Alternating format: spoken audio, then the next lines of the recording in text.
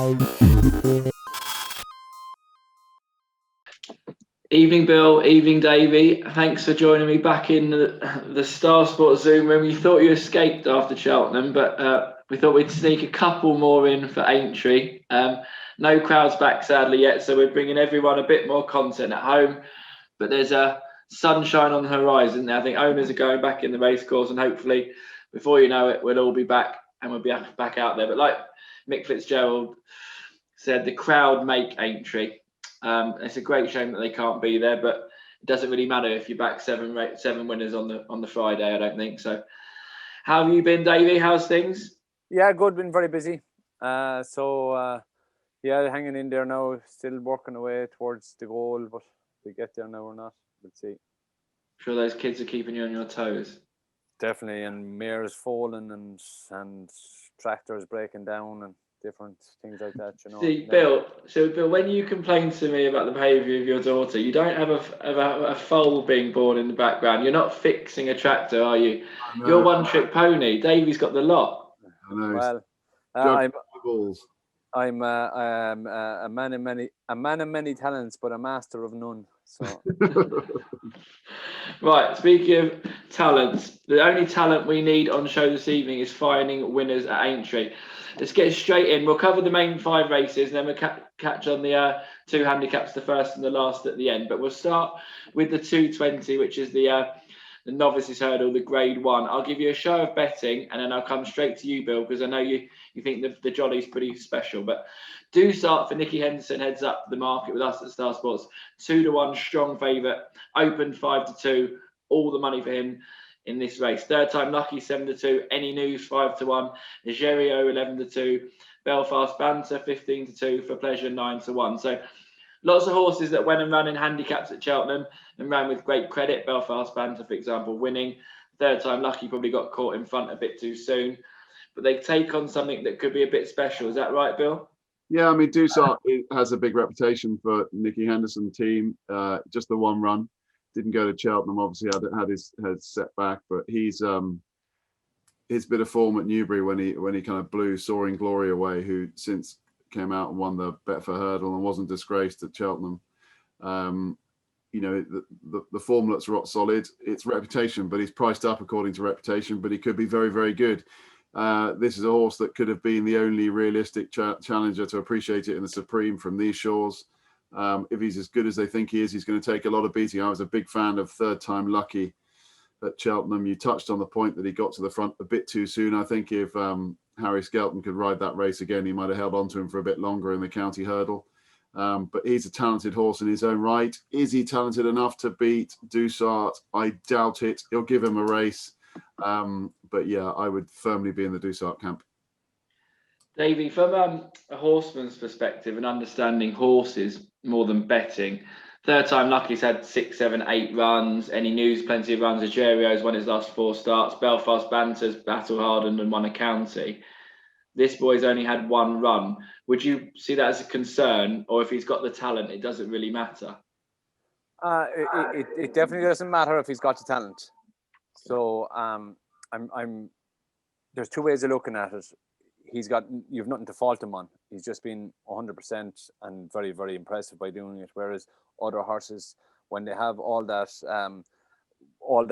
experience under their belt, there's if, ands, and buts about them all. So what do you put that experience to the test and put the likes of Dusart under pressure and get him out of his comfort zone? That's the way you weigh it up as a rider.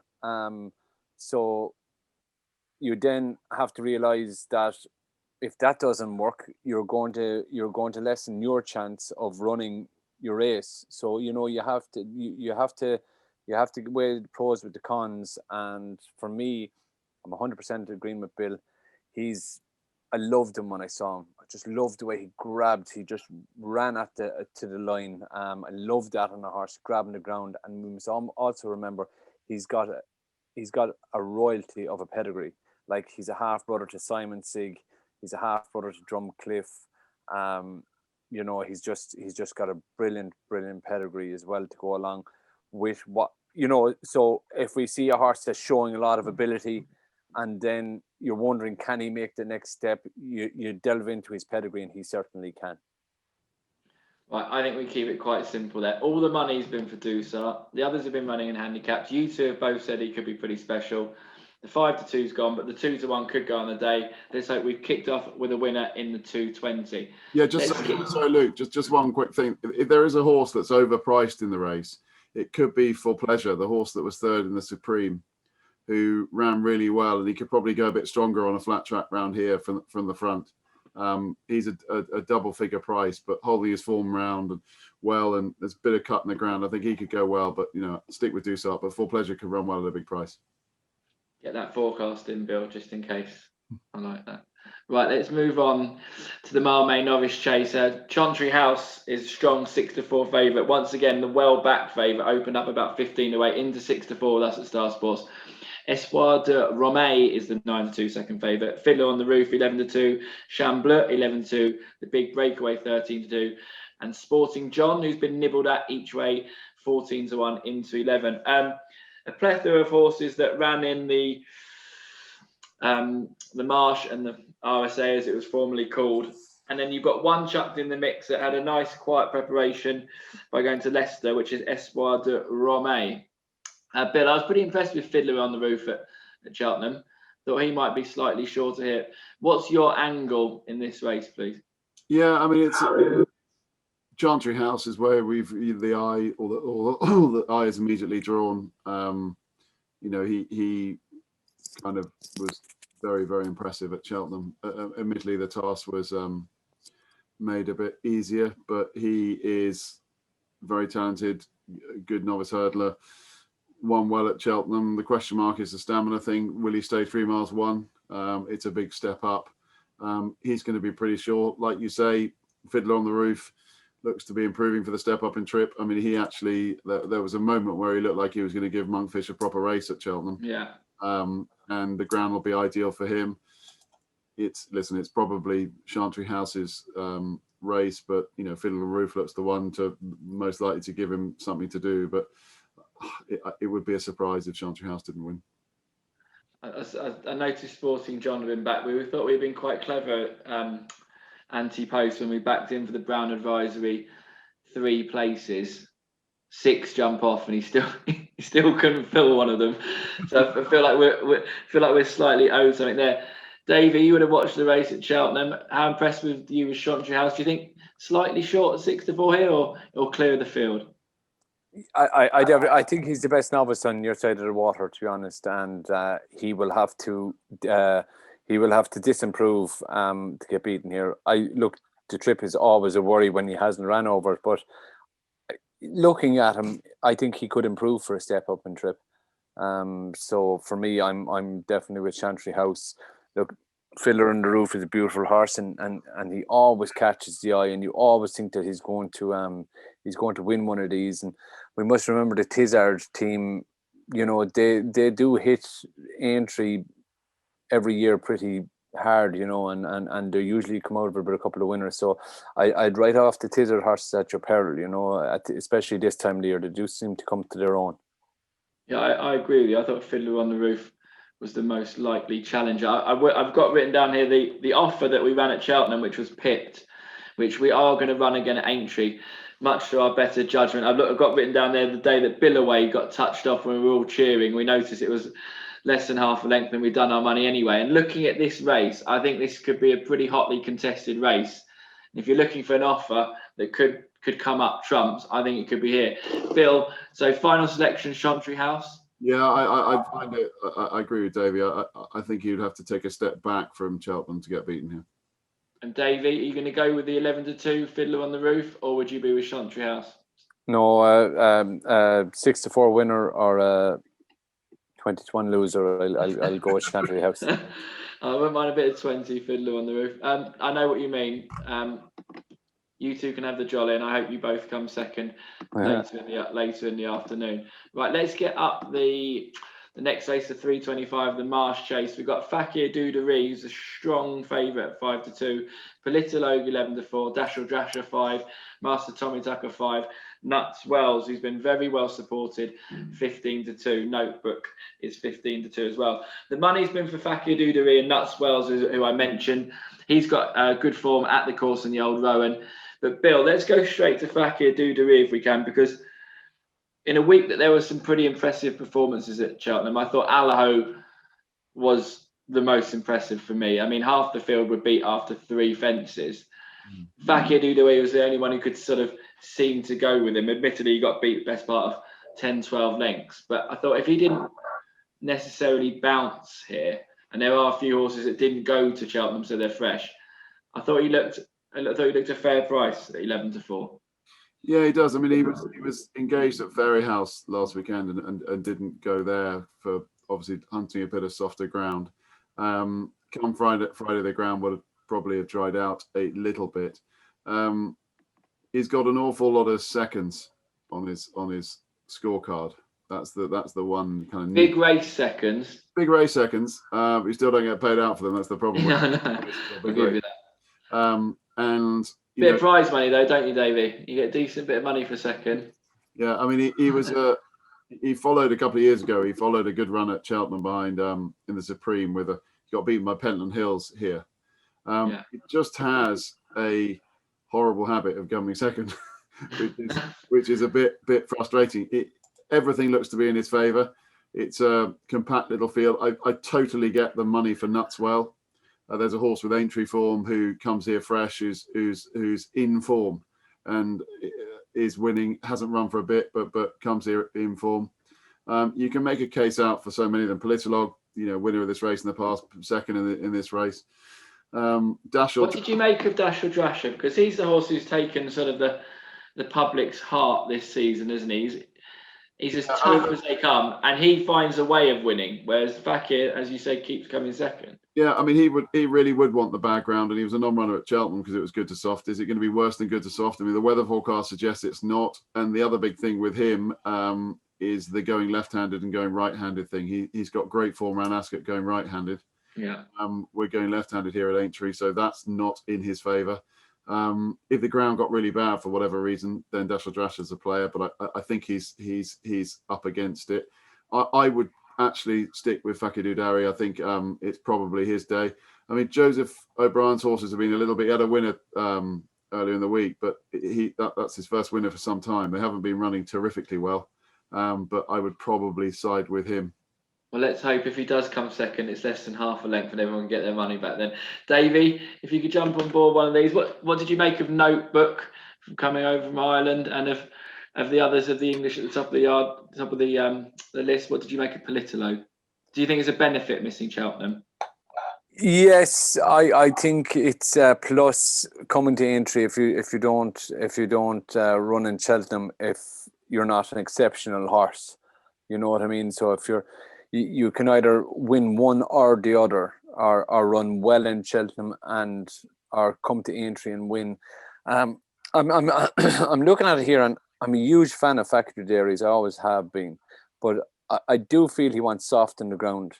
And the one horse I just keep coming back to, the more I look at the page, I just feel that Itchy Feet has a big one in him.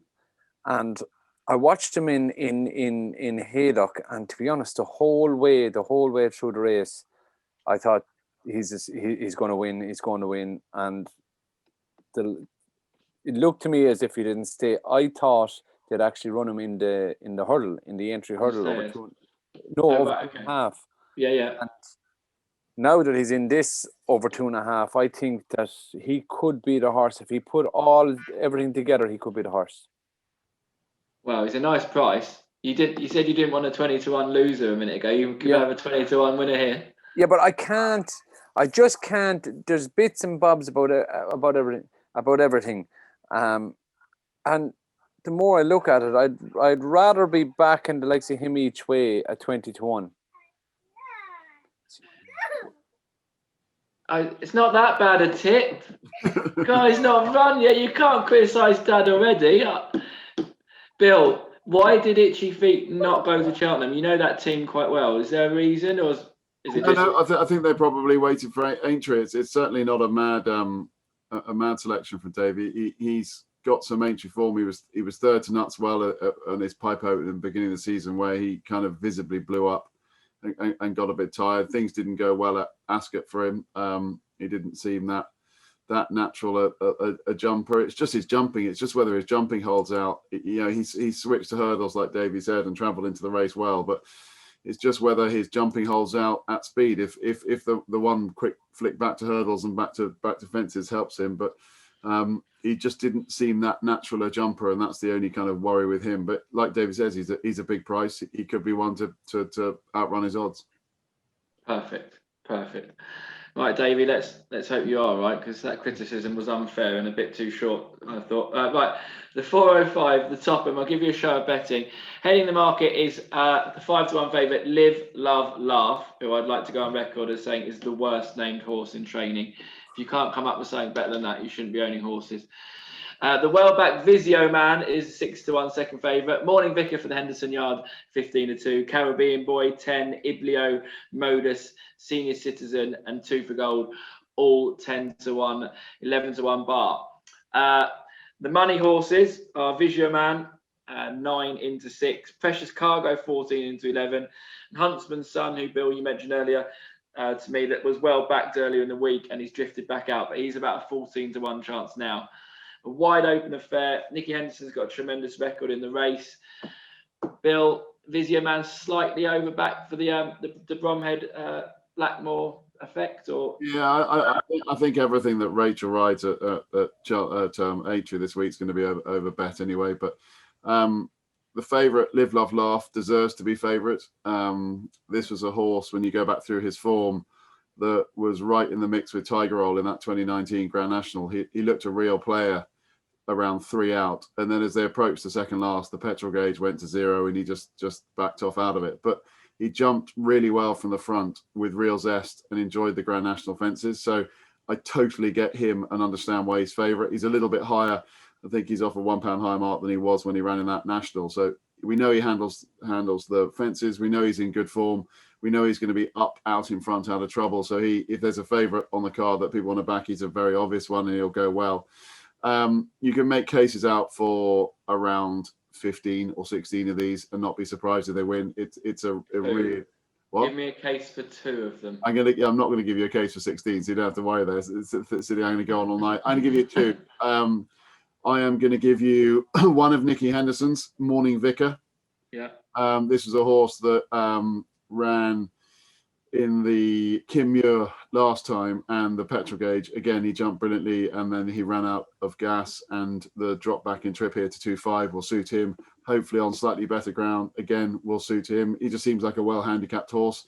Slight concern over his jumping because he can clout the odd one, but if he can stay on his feet, Nicky Henderson's got a great record in the race. I thought Morning Vicar would run well. And then the other one was Huntsman's Son. He's a very talented horse. When the ground's right for him around good to soft, it'd be fine.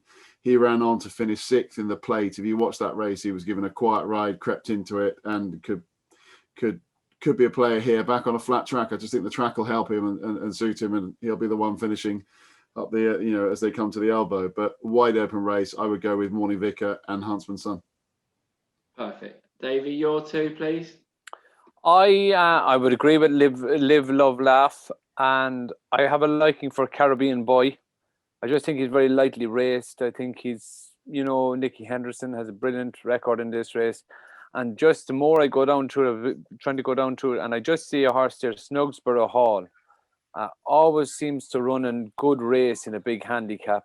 If he was a big price, I think you get a run for your money. Jumps really, really well. He's got the assistance of Derek O'Connor, who's doing 10-12 on him, and Derek will have to work at to do 10-12. He just wouldn't take that ride lightly. So he must have some sort of a liking from also. I just see him. He's down here at 33-1, but he always, going back through his form, he always seems to run well in a big handicap. Yeah, just a question, Davey. How important do you find it that with a horse that hasn't got experience over the fences, over these type of fences? Obviously, some warm to it, some don't. But how much emphasis do you put on previous kind of experience over the fences?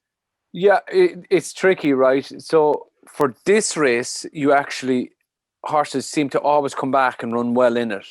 It has that type of horse but they're lower graded horses than the Grand National horses. Whereas a Grand National horse doesn't have to have experience over the fences. I don't know why it is, but every time you look at this race, you kind of look for course form. But with a Grand National, it doesn't seem to matter as much. But definitely in this race. But then, it can work the opposite. They can get to dislike it just as quick as they can like it, That was going to be my question. For a horse that's not run over those fences before, how early do you know this is going to be a rather uncomfortable afternoon? In the Grand National, you pretty much know leaving the parade ring. Because fantastic. That must be enjoyable trying to get a posse with 39 other people then.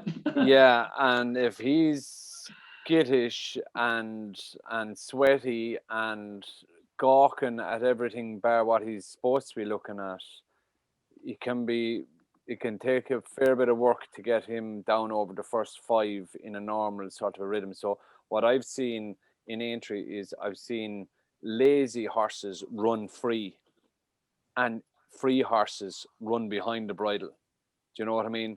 It can horses that never picked up the bit in their life could try and run away with you in Aintree over the national fences, and horses that are incredibly hard to settle could just see the fences and just say, no, not for me, and you'd be going around with the reins thrown on their neck. Well, I'll give you my 2 at massive prices, because if course form and the fences are important, like we said, I thought that Sir Jack Yates, who's from a yard I'm connected with, is well overpriced at 25 to 1. He came 2nd in the Sefton, 6th in the Fox Hunters. He loves these fences. James Best always gets a real tune out of him. A good jockey around there. And I thought 22 to 1 was big about him. And Glenn Forcer, he's probably gone. He's not shown anything for a long time. But if something just sparked him up, I thought 50 to 1 was big about Glenn Forcer. Right, that's the top. Let's move on to the 440. The last of the main races we'll cover. We'll get a show of betting.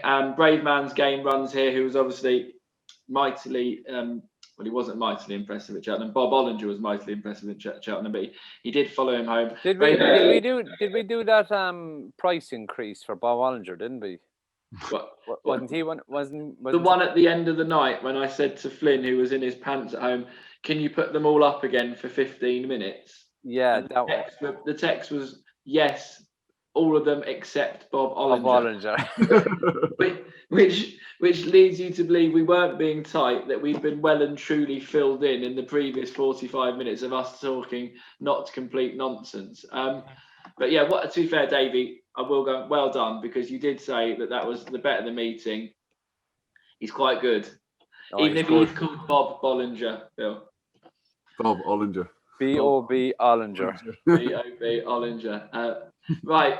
Show betting in the Sefton Novice Hurdle. Brave Man's Game, strong 13-8 favourite.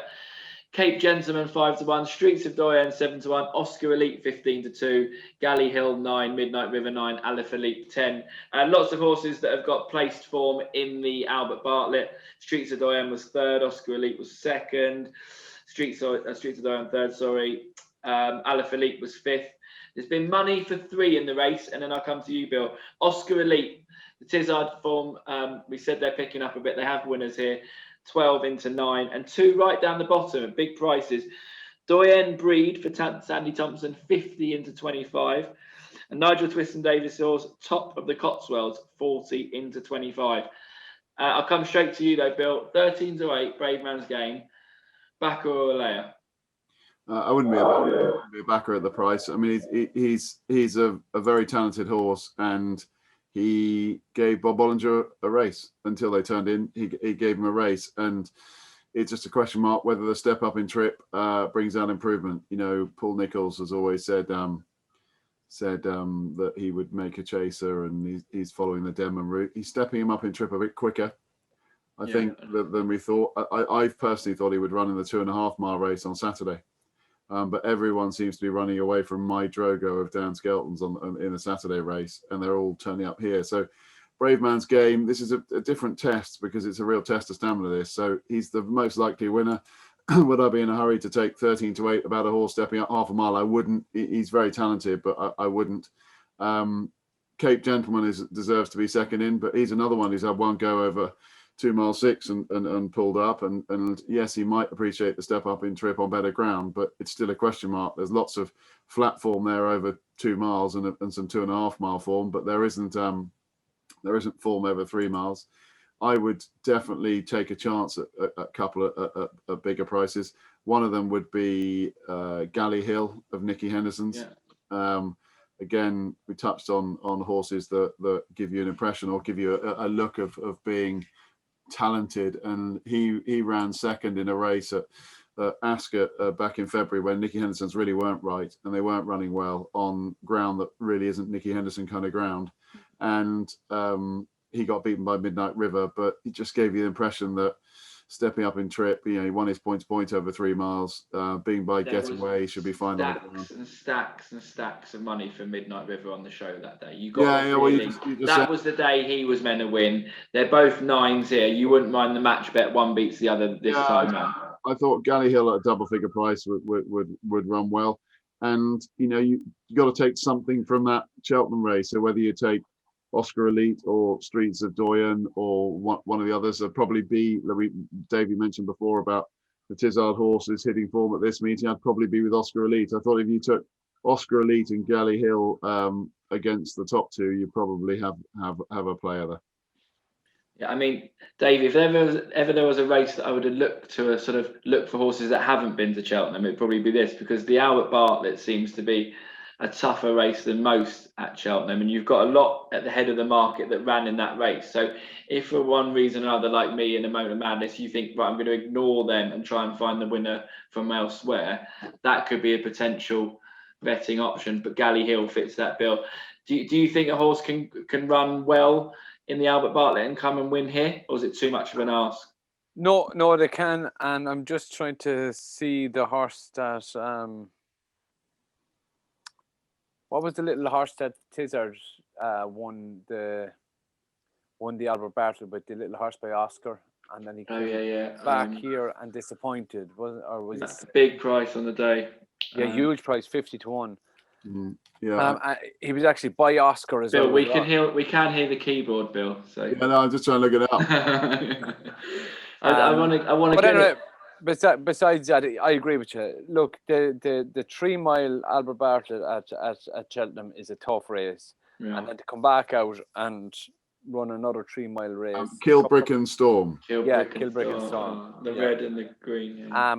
So like whether the likes of Midnight River will improve enough, or does he need to improve enough? He's rated 141, so he holds Galley Hill on form.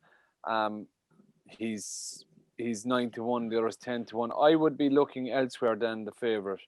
I actually would like the favourite to win. I think it would just stamp how good Bob Ollinger is, we'll say, for next year. You know what I mean? It would just really. Yeah. So I would prefer if Brave Man's Game went out and won this, and then we're looking at Bob Ollinger as we all think he's a real proper machine. He's beaten everything over here and he's beaten everything over there. But I just love to see Brave Man's Game come and just put the icing on the cake for him. Yeah. Cool. Okay. Well, thanks for your time on this. Let's quickly touch on the other 2 races, and then I'll let you get back to your lives. The 145, Bill. Let's get a show of betting with the Potemps Network Handicap Hurdle. Wild Oscar's probably going to head up the market here with Edward Stone would be second favourite, I would have thought. Bit of money for Catsian. It's your kind of race, Bill. Yeah, it's very hard.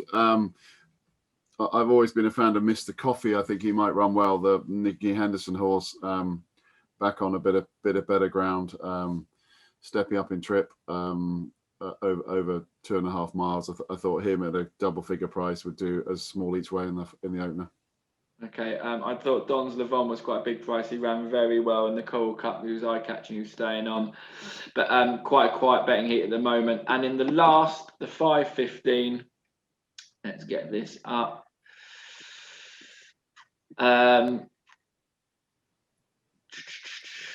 Copperless will head the market here about 4-1 tomorrow. Mystery 5. We haven't seen much here at all. I've not got a strong opinion on the race. Bill, anything you can give us?